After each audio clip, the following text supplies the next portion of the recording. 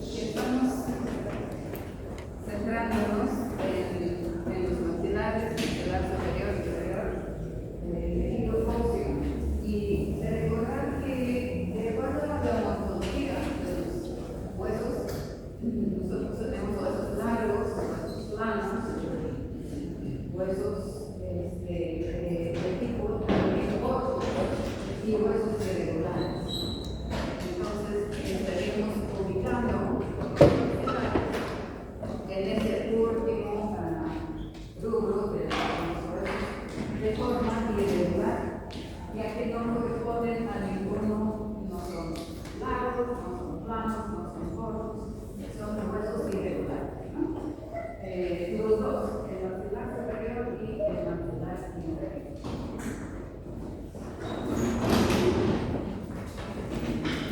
Por otro lado, recordar que el tejido óseo, básicamente tenemos dos tipos de tejido óseo según su estructura. Un tejido óseo denso, como es generalmente la parte cortical, que tiene una organización que ya conocemos en los leones y los monos, el sistema Haber, y un tejido radicular, donde vamos a ver un número de varios espacios donde se divide la médula ósea entre la médula. Y también podemos un poco lo que son las células principales del tejido óseo. En ese sentido, nosotros tenemos células que forman acá tenemos los osteoblastos. Generalmente tienen una forma ovoide. Los osteoblastos van a formar el tejido óseo, van a formar primero la matriz ósea llamada osteoide y posteriormente participan en lo que es la mineralización.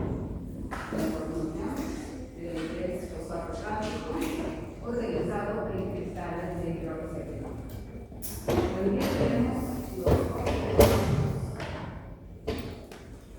osteoblastos, que son un tipo de macrófagos y que van a desarrollar el tejido óseo.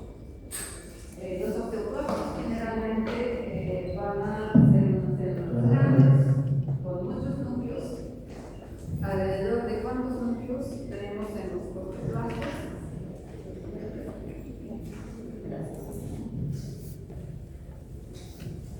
¿Cuántos núcleos normalmente tiene un osteoblasto? Tres o cuatro. Una idea. Un Un número. 5. 5 podría ser 5. Normalmente es entre 2 a 50 núcleos. No, alrededor de 20 núcleos a veces pueden tener. Son multinucleados. Bien, tenemos también la participación de los osteocitos. Ya sabemos que los osteocitos son osteoblastos que han quedado dentro de la matriz y se han quedado ahí en el tejido mineralizado. Y también recordamos la importancia para el mantenimiento del tejido óseo. La médula ósea que vamos a tener en el tejido óseo radicular y que va a ser un lugar importante donde se va a producir la formación de células de la sangre, la hematopoiesis. Bien, básicamente esto como algunos aspectos que hay que recordar. Entonces, lo que vamos a ver hoy es algunas patologías a nivel de los maxilares de tipo metabólico, es decir, el tejido óseo tiene un constante metabolismo, no es un tejido inerte, está influido por una serie de hormonas y sustancias y se mantiene activo. Hay una constante remodelación ósea. En los pequeños, nosotros tenemos un modelamiento del tejido óseo, ¿no? Se forman los huesos, se da su forma y su estructura. En las personas grandes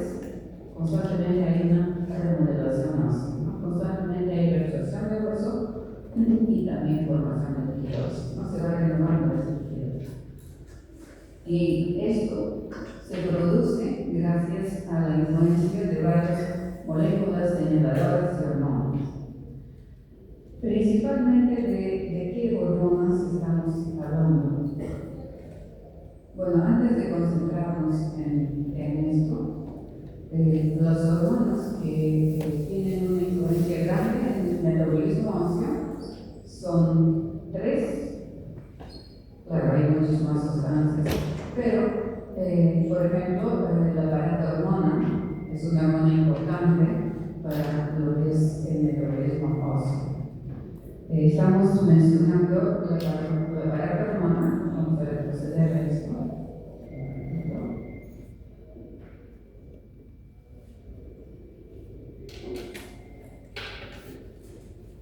Bien, la paratormona se produce por ¿quiénes? Por las glándulas paratiroideas, ¿no? Tenemos 4 glándulas paratiroideas. ¿Dónde se ubican ellos? Detrás de la tiroide.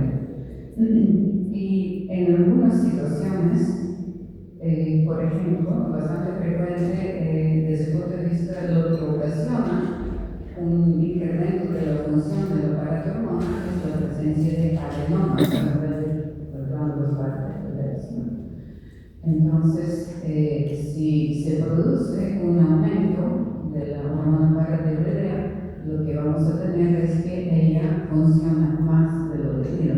Y recordando cuál era la función de la hormona paratiroidea, es de controlar el nivel de calcio en sangre, ¿no? La calcemia.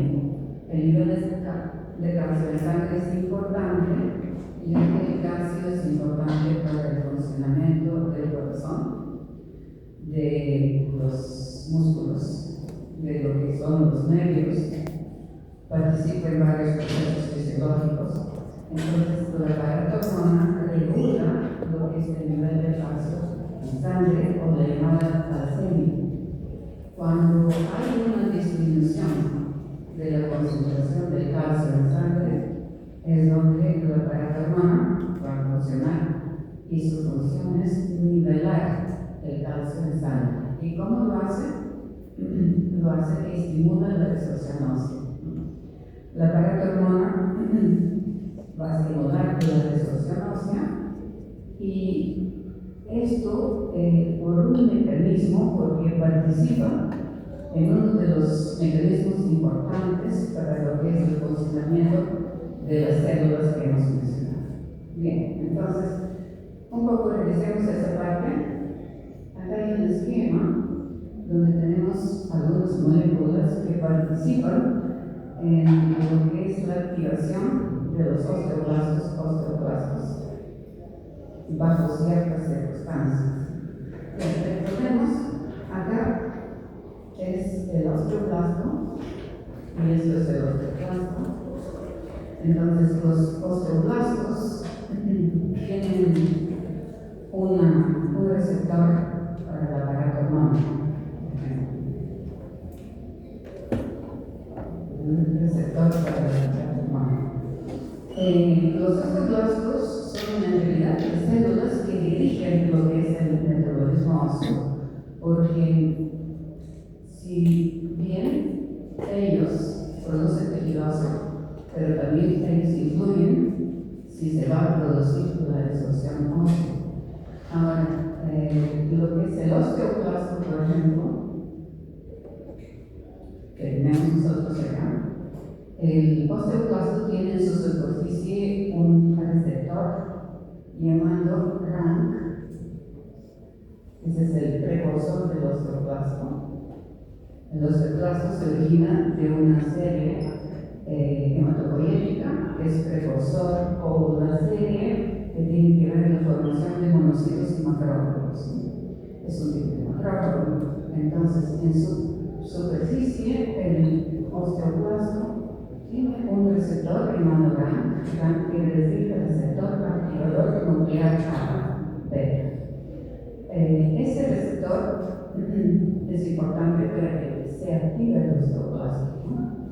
Entonces, el osteoblasto, esa célula produce el RANKL, que es el ligando. Y si se une el RANKL con se activa lo que es la resorción ósea. Bien, entonces, cuando estamos mencionando que la paratormona, cuando baja los niveles de calcio, va a subir su actividad, va a aumentar la paratormona, se va a unir a un receptor que tiene el osteoblasto y va a incentivar que el osteoblasto produzca ese ligando RANK. Entonces va a haber más de esa molécula proteica ligando RANK y va a haber más unión entre RANKL y RANK. Por lo tanto, se va a activar lo que es la formación, o diríamos mejor, la maduración del osteoblasto. Recordemos, tenemos el preosteoblasto, tiene esa molécula. Cuando se unen RANK y RANKL, se activa la maduración y se incentiva también la formación de nuevos osteoblastos. Y también aumenta la sobrevivencia y la actividad de los osteoblastos. En esta forma, entonces, si tenemos disminución de calcio en sangre, la paratormona lo que va a hacer que los osteoblastos produzcan más RANKL, hay más unión entre las dos moléculas y se produzca más resorción ósea. Por lo tanto, se va a liberar más calcio y se va a elevar el nivel de calcio en sangre, ¿no? Ese es el mecanismo por el cual actúa la paratormona. La paratormona, su acción depende del nivel de calcio en sangre. Si ese nivel baja, aumenta la paratormona. Si ese nivel sube, ya disminuye la paratormona. ¿No? Esa es la regulación fisiológica. Sin embargo, cuando hay adenomas, a nivel de las glándulas paratiroideas, va a incrementarse la acción de la paratormona y va a predominar la resorción ósea. Bien, vamos a ver eso en un momento. Aprovechamos para mencionar que el osteoblasto también tiene la función de producir una molécula que se llama osteoproteína, que acá la vemos como OPG, osteoproteína, que expresa también. Esa es una molécula que va a frenar lo que es la resorción ósea, ¿no? Es una molécula, digamos, salvadora del tejido óseo, porque inhibe la resorción ósea. Hay que mencionar, por ejemplo, que cuando las mujeres entramos en la edad de menopausia, hay una mayor resorción ósea y aumenta lo que es la osteoporosis. ¿Por qué? Porque disminuyen los estrógenos y los estrógenos son otro elemento que van a incentivar al osteoblasto que produzca osteoproteína. Pero al disminuir los estrógenos, entonces va a haber menos osteoproteína que RANKL, por lo tanto va a predominar la resorción ósea. Bien,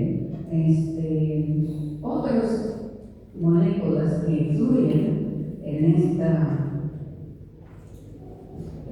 actividad ósea de resorción y de producción de hueso es cuando hay procesos inflamatorios crónicos, ¿no? En los procesos inflamatorios crónicos se liberan una serie de citocinas, como por ejemplo interleucina 1, interleucina 6, que también van a incentivar a los osteoblastos que produzcan RANKL y por lo tanto va a haber más unión entre RANKL con RANK. Me he olvidado de mencionar que el mecanismo por el cual actúa la osteoproteína es a través de unirse con RANKL. Como vemos, si bien el osteoblasto influye en la resorción ósea, no lo hace directamente, sino que lo hace a través de RANKL, que se une con RANK.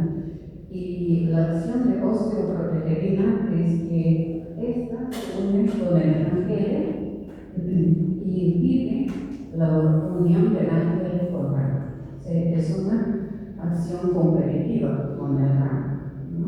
Y ella, digamos, satura el ángel y no deja que el ángel se une con Ra. Por lo tanto, inhibe lo que es la resolución. Bien, entonces, también en el osteoplasto, en su precursor, en el osteoplasto maduro, hay un receptor que vemos ahí que dice CT, es un receptor para la calcitonina, que es otra hormona que tiene que ver con el metabolismo óseo. Recordemos, si bien la paratormona lo que estimula es la resorción ósea, la calcitonina frena o inhibe la resorción ósea. La calcitonina, recordemos, es una hormona que se produce por la glándula tiroides y tiene esa función, ¿no? También participa en esta regulación de lo que es la remodelación ósea y inhibe la resorción ósea. ¿Cómo lo inhibe? Se une al osteoplasto y lo inactiva, es decir, hace que se inactiva ese borde, ese filo que tiene el osteoplasto y ya no forma esa cavidad por donde sabemos que va a producir la resorción ósea. La calcitonina lo que hace entonces se une al osteoplasto y inhibe su actividad de resorción ósea. Y por último, mencionar una, podríamos decir, vitamina o hormona, porque también consideran hormona, lo que es la vitamina D o la hormona D, que también tiene que ver con lo que es metabolismo del tejido óseo, ¿no? ¿En qué forma la vitamina D participa en el metabolismo óseo? La vitamina D actúa a varios niveles, principalmente a nivel de intestino, donde va a aumentar la absorción del calcio. Los alimentos que ingerimos se van a absorber varias sustancias a nivel de intestinos, y lo que hace la vitamina D es que a nivel del duodeno y yeyuno, principalmente el intestino delgado, va a aumentar la absorción de calcio. También aumenta la absorción de calcio a nivel renal. El riñón, cuando la sangre pasa por el riñón y se filtra, ahí es donde la vitamina D va a aumentar lo que es la absorción de calcio. Va a haber una mayor absorción de calcio y una mayor excreción de fosfato a nivel del riñón. Entonces, en resumen, la hormona o la vitamina D, su metabolito activo, que es calcitriol, o 1,25 hidroxivitamina D, a nivel de hueso puede tener dos funciones. Una función indirecta, donde favorece la mineralización, porque hemos mencionado que eso es a través de aumentar la absorción del calcio a través de los alimentos en los intestinos. Y por otro lado, cuando se detecta que hay disminución de calcio en sangre, cuando hay hipocalcemia, la vitamina D lo que hace es una función muy similar a la paratormona.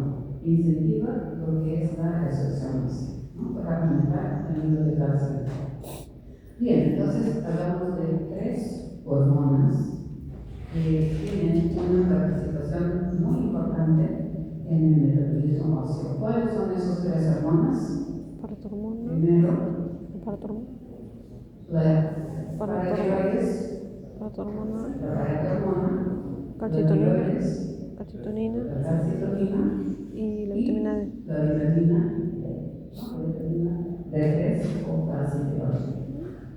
Van a actuar activamente en el metabolismo óseo.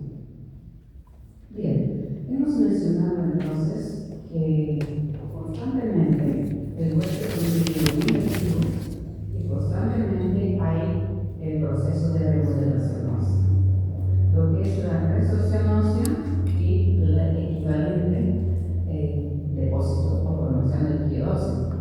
Y esto es cuando hay un equilibrio fisiológico.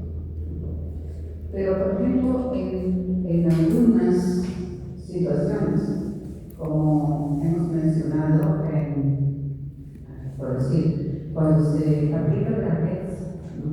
En la aplicación de brackets, y estos hacen tensión en las piezas dentarias, que claro, también se refleja en el tejido óseo. Entonces, en el lado que hay presión, va a predominar la resorción ósea, es decir, va a predominar esta reunión que se juntan Rangel con en el lado de tensión, donde se tracciona, va a predominar lo que es la formación ósea, ¿no? Por lo tanto, por un lado se absorbe el óseo y por otro lado se forma el óseo, y así se movilizan las piezas dentarias con la aplicación de los brackets.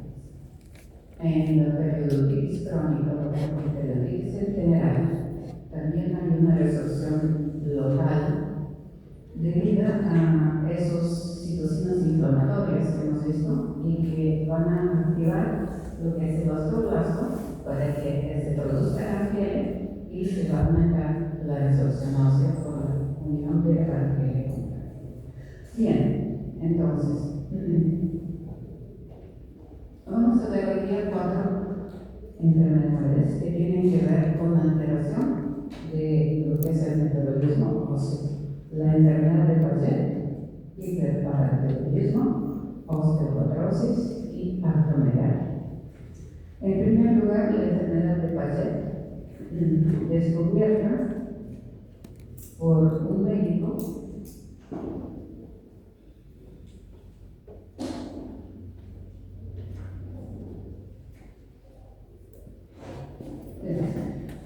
solamente para mencionar, de repente a veces buscamos información y el médico Sir James Paget descubrió varias enfermedades, describió varias enfermedades.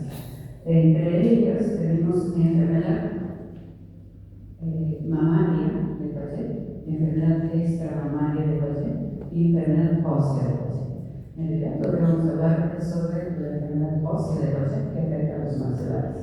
Solamente mencionar que las otras enfermedades, lo que es, por ejemplo, la enfermedad extraósea o extramamaria también de Paget, generalmente se produce a nivel donde nosotros tenemos glándulas sudoríparas apocrinas y generalmente esto a nivel de axilas o a nivel de zona anogenital. Es donde se va a producir esta enfermedad y es una especie de adenocarcinoma intraepitelial de esas glándulas que están ubicadas, ¿no? Y se van a observar las células de Paget, que son células claras que contienen mucina con un núcleo ovalado. En la mama también tenemos en el pezón y la areola la enfermedad de Paget mamaria, que es un tipo de cáncer de piel. La enfermedad de Paget mamaria es un tipo de cáncer de piel que ocurre ahí en el pezón y la areola de la mama. Y clínicamente tiene aspecto de un eczema o una mucosa, ¿no? Y muchas veces se confunde por los dermatólogos. Se piensa que muchas veces este cáncer a ese nivel se origina por un adenocarcinoma en la base interior de mama que va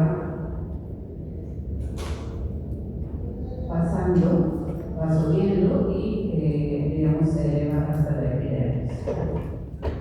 Bien, entonces solamente era para mencionar que no vamos a tratar de esas enfermedades, sino vamos a ver la enfermedad ósea de Paget. Generalmente se pensó en el inicio que era un proceso inflamatorio cuando se describió la enfermedad, por eso se denominó una osteitis deformante, pensando en su naturaleza de tipo inflamatorio. Generalmente ocurre en personas mayores de 60 años, muy poco prevalente sería en personas menores de 60, de 40. Y con lo que se caracteriza es que hay una deformidad de los huesos, principalmente principalmente los huesos largos, los huesos del cráneo, de la cadera, también puede afectar los maxilares, ¿no? ¿Cuál es la etiología de esa enfermedad? ¿Y qué es lo que produce, básicamente? Básicamente produce deformidades, porque se forma un hueso más grande, pero más débil, susceptible a fracturas. Y esto debido a que hay una actividad muy desordenada, muy caótica de lo que es formación de hueso y resorción de hueso. Ahora, la etiología no está muy aclarada, pero se piensa en dos aspectos básicamente. Lo que es el tema de infección viral, por lo que se ha encontrado en los núcleos de los osteoblastos inclusiones de una familia de virus paravirus, es decir, el virus de sarampión, motivo de perro. Esas inclusiones se han encontrado en algunos de los núcleos de los osteoblastos y han hecho pensar que podría ser una etiología también. Pero por otro lado, la teoría que más, digamos, confirmación tiene es la teoría hereditaria o genética, ya que hay algunos locos y genes que se observa que la mutación en ellos es lo que se asocia con una enfermedad. Bien, ¿qué sucede en esa enfermedad de Paget? En el inicio de la enfermedad predomina la resorción ósea y se produce lisis en el hueso en varios niveles. Afecta más lo que son los huesos largos, como hemos mencionado. Y posteriormente tiene una fase de producción de tejido óseo. Entonces se reabsorbe en un primer momento, después hay un momento en el cual predomina la formación ósea y después viene una fase mixta. Pero todo eso es muy rápido y procesos que van alterándose y se van descronizando. Por lo tanto, se forman huesos de mayor tamaño y huesos que son más frágiles, ¿no? Pueden incomodar, ya que a veces, como vemos ahí, por ejemplo, se forman justo en la rótula o en alguna articulación y pueden producir que no haya funcionamiento de esa articulación. Además, como vemos, esos zonas de lisis predisponen al tejido óseo a fracturas. También otra complicación es que esos pacientes tienen mayor predisposición a lo que es formación de neoplasias malignas del tejido óseo como sarcomas y fibrosarcomas. Bien, entonces en la enfermedad de Paget también se altera el cráneo, aumenta el tamaño. Puede deformarse la cabeza también, aparte del tamaño, también la forma. Y cuando se toma una radiografía, por ejemplo, se puede observar engrosamiento de la parte cortical del cráneo y en los huesos cranianos, esas formaciones de zonas alteradas en las cuales hay crisis y en las cuales hay depósitos de óseos, es decir, zonas radiolúcidas y radioopacas, como bolitas de algodón. En los maxilares es más frecuente en el maxilar superior que en el inferior, y lo que produce es un aumento del tamaño del maxilar, que puede ser en ciertas zonas o de todo el mercado del maxilar. Recordemos que esta enfermedad de Paget no es generalizada, no va a afectar todos los huesos, va a afectar algunos huesos, no puede afectar solamente un hueso y entonces se llama monoscótica, o puede afectar 2, 3 o 4 huesos y se llama poliscótica. En este caso lo que estamos observando es aumento en ese paciente eléctrico de lo que es el reborde maxilar. El paciente que tiene, por ejemplo, una prótesis total, en ese caso, pues no va pronto va a ser desadaptada la prótesis por el crecimiento del reborde. Y otro aspecto que se puede observar es que crece el tamaño del reborde, los dientes se van separando entre ellos. Hay una mayor separación entre los dientes.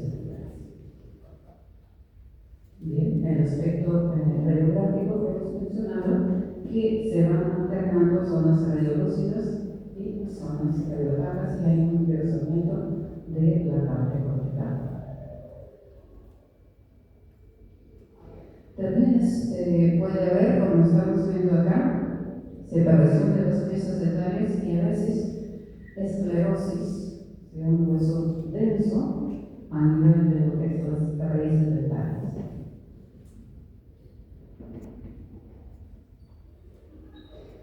Histológicamente, ¿qué se observa? Histológicamente hay varios hallazgos, pero va a haber un aumento de lo que son los osteoclastos, una gran cantidad de osteoclastos, resorción ósea y también depósito de tejido óseo. Acá estamos viendo, por ejemplo, una radiócula ósea muy pequeña, un osteoclasto en esta zona y los osteoclastos que están produciendo tejido óseo a la otra zona. Como mencionamos, esta resorción y formación de huesos son caóticos, se producen ambos desordenadamente. Hay una secuencia, ¿no? Primero predomina la resorción, después la producción de hueso y después viene una fase mixta. Pero estas acciones descoordinadas van a producir que haya absorción ósea, como vemos acá en la médula, ha sido reemplazada, por ejemplo, por tejido fibroso. ¿Qué otro aspecto ocurre a nivel histológico? Que hay aumento también de la vascularización, y eso se relaciona con lo que también son el paciente, por ejemplo, cuando se trata de un hueso que está cerca de la piel, va a haber aumento de la temperatura en esa zona, porque hay una mayor vascularización. Bien, ya hemos mencionado la parte de histología, pero para ver, por ejemplo, que lo que se mencionó, que se aumenta el número de osteoblastos que absorben tejido óseo, pero también se aumenta la cantidad de núcleos en cada osteoplasto. Estamos viendo acá, por ejemplo, este osteoplasto, la médula nerviosa, y que está absorbiendo la médula ósea, o era otro osteoplasto. Vemos que están bajando los osteoclastos, se absorben esa médula ósea. Se aumenta la cantidad de núcleos en los osteoclastos. Hemos mencionado al inicio que los núcleos normalmente son de 5 o de 2 a 50, pero en este caso pueden llegar hasta 100 núcleos. Y los osteoclastos también aumentan su función. Vemos acá un osteoclasto, cuando está absorbiendo ese tejido óseo, el aumento de la cantidad de núcleos en los osteoclastos. Igualmente acá, la médula, las tuberculas óseas y la presencia de osteoclastos. ¿Hay osteoclastos acá? Estos son osteoclastos y tenemos algunos osteoclastos en la zona de acá, que son más cuboides y son células más pequeñas, ¿no? Pero tenemos bastantes osteoclastos. Ahora, esta actividad desordenada de resorción formación ósea va a dar la formación de un hueso laminar, principalmente de tipo, lo llaman hueso en mosaico. No sé si acá se ve, vamos a ver el siguiente. Miremos acá, por ejemplo, en ese trayecto ósea hay algunas líneas. Vamos a ver el siguiente diapositiva y la vascularización también que se puede observar acá.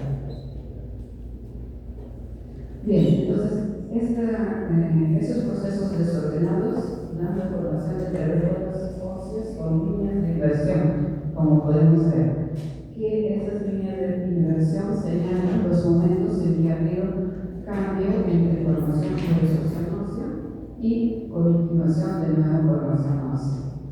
Ya tenemos otra vez los osteoclastos y la forma, a veces lo denominan hueso en forma de mosaico, como un pavimento.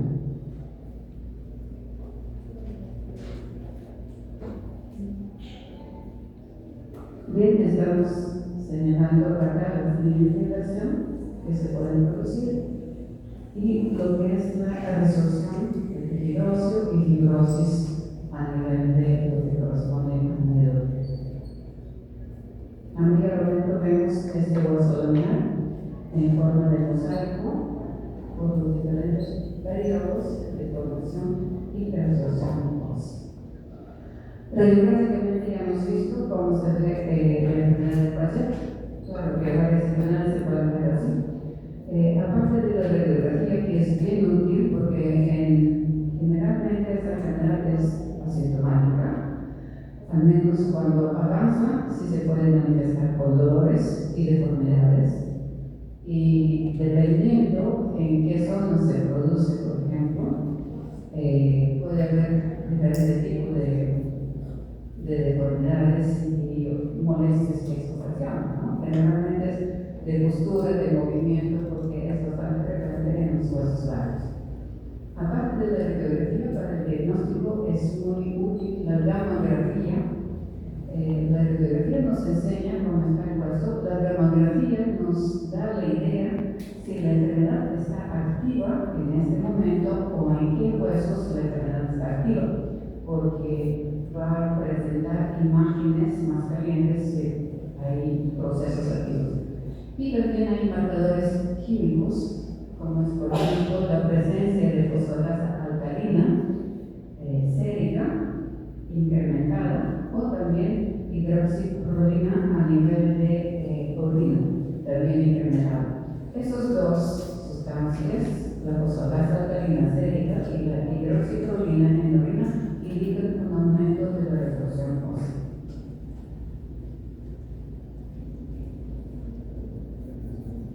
Bien, esa es la gamografía, y lo que nos muestra aquellas zonas que se ven más oscuras son zonas de enfermedad del paciente activa, ¿no? Puede ver en la mandíbula, en la maxilar, en los huesos largos, en la cadera, etc.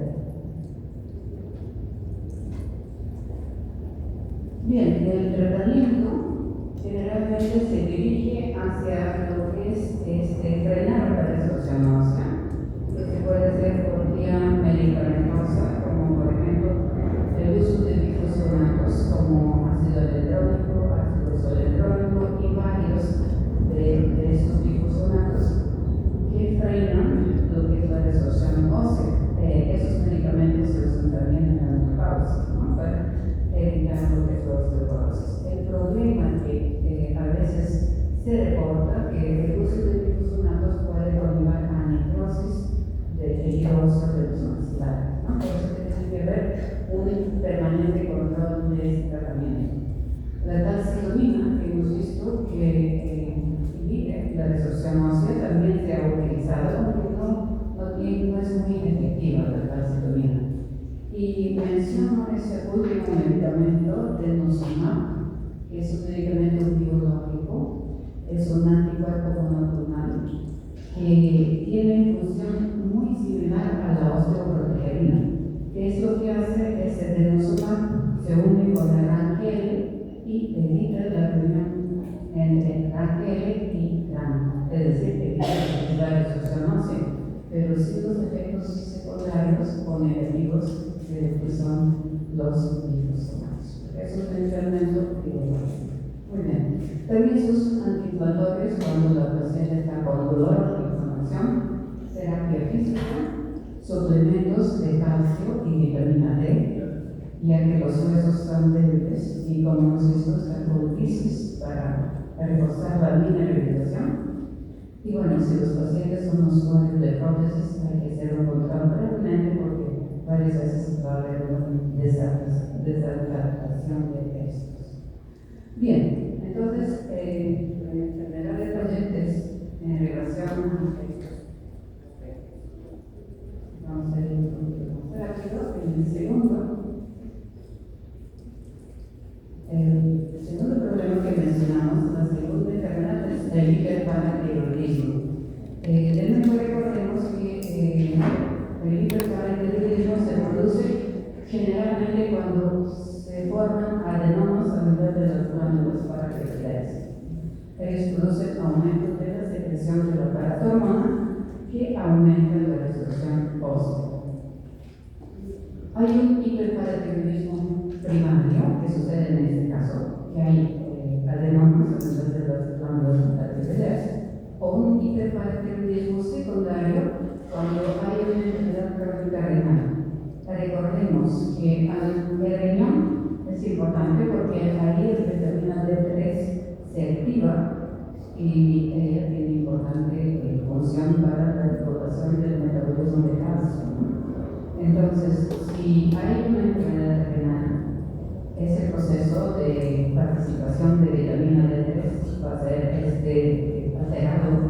Recordemos que la vitamina D3 lo que hacen en el riñón es aumentar la absorción del calcio y también a nivel de intestino aumenta la absorción del calcio. Entonces, si la vitamina D3 se activa en el riñón y el riñón está con una enfermedad renal crónica, no se va a llevar a cabo bien esa activación.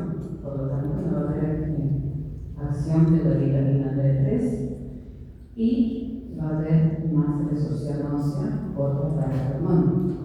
En ese sentido, tenemos primario y secundario del hiperparathyroidismo. Bien, a ver.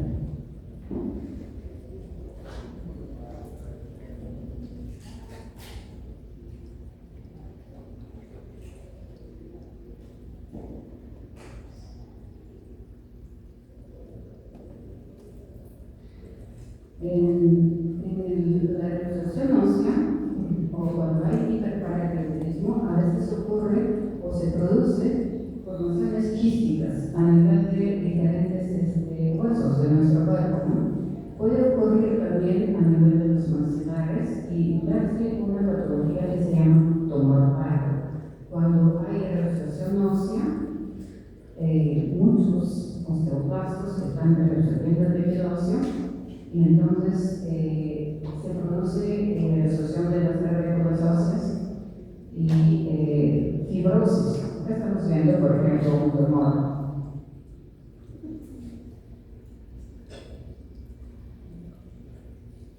No sé si con...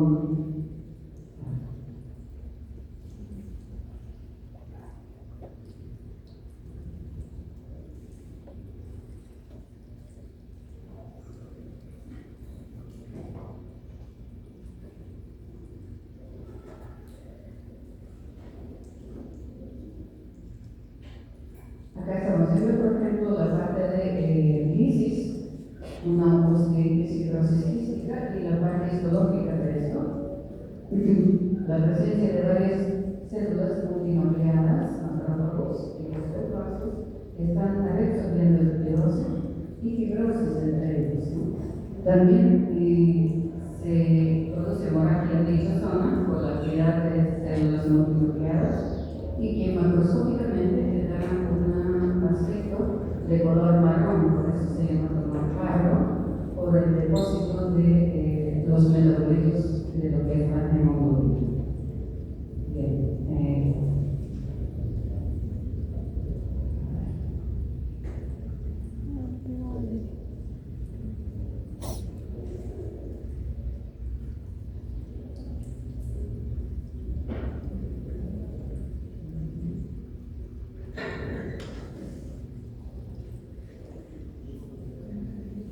Yo creo que para la próxima tenemos el control. Mejor.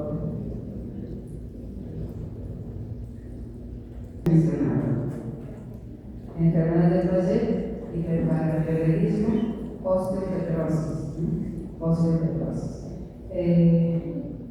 La osteopetrosis es una enfermedad en la cual se altera la función de los osteoblastos. Clínicamente, generalmente, es una enfermedad hereditaria en la cual hay una alteración de lo que es la función de los osteoblastos y estos no resuelven el tejido óseo. Básicamente hay dos formas de osteopetrosis. Una forma que es autosómica dominante, que tiene un carácter más leve, más benigno, y una forma que es autosómica recesiva, que tiene un carácter más severo o más maligno. Entonces, ¿qué es lo que ocurre en la osteopetrosis? Lo que ocurre es que no hay resorción ósea, pero se sigue produciendo tejido óseo. entonces el hueso se vuelve sumamente denso. Y si nosotros observamos, ya no hay clavícula, no hay hueso de tipo clavícula, sino el hueso es altamente mineralizado. Bien, ¿cuál es el tratamiento para la osteoporosis? Si lo vemos radiográficamente, vamos a observar el tejido óseo, todo color radiobajo, ¿no? Todo aspecto radiobajo, altamente denso, y eso puede abarcar una gran cantidad de tejido óseo, a veces la mayor parte del cráneo.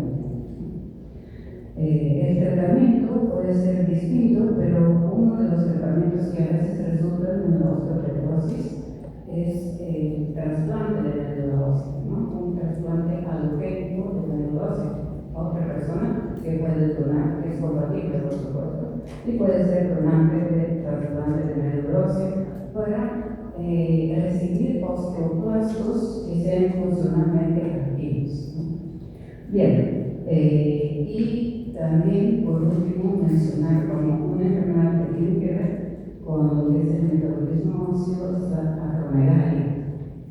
Bueno, todos conocemos la acromegalia, pero revisemos ciertos aspectos.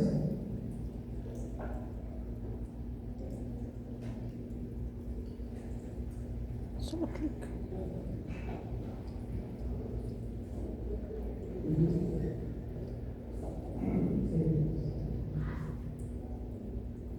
Bien, en relación a la osteoporosis, como se produce hereditariamente, las personas con esta enfermedad van a tener estaturas bajas, porque recordemos que en masificación endocondrial, cuando los huesos están en crecimiento, se reabsorbe el cartílago y se va formando huesos, ¿no? Pero como no hay esa acción de resorción, entonces las personas quedan bajas, ¿no? Estatura baja. Como todo el hueso se va calcificando y casi no hay médula, entonces hay una alteración de la función hematopoyética, ¿no? Puede haber anemia, puede ser calcitopenia, alteración de todas las células sanguíneas. Y también hay aumento de fracturas, ya que el hueso está tenso, no hay médula, y la médula generalmente le da una elasticidad, ¿no? Al hueso de resistencia.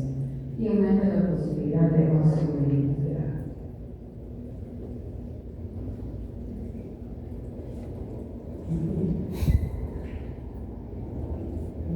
No lo conozco.